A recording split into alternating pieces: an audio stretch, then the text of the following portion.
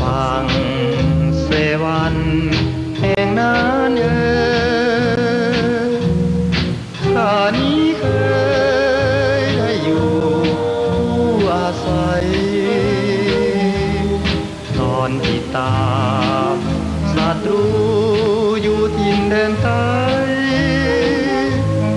ข้าอาศัยแคมป์เสวันนานพักนอน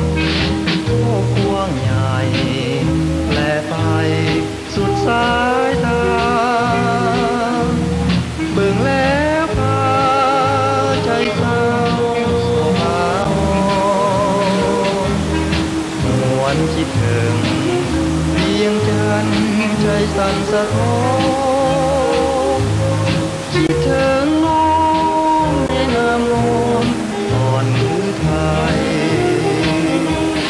สุริโย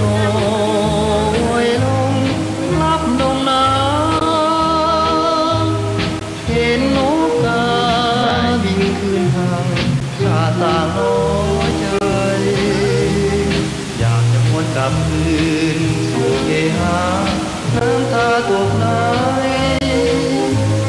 แต่จนใจพบได้มีหน้าที่สำคัญข้าเลยถูกศัตรูอย่างข้าตายด้วยแค้นใจ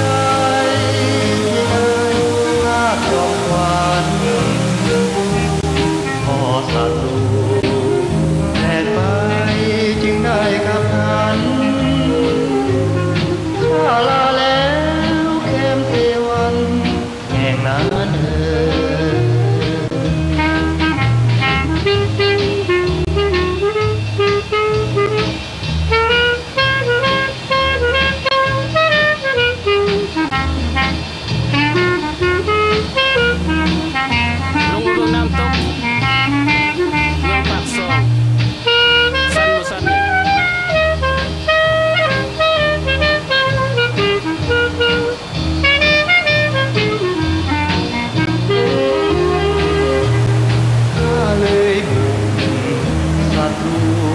อย่างข้าตา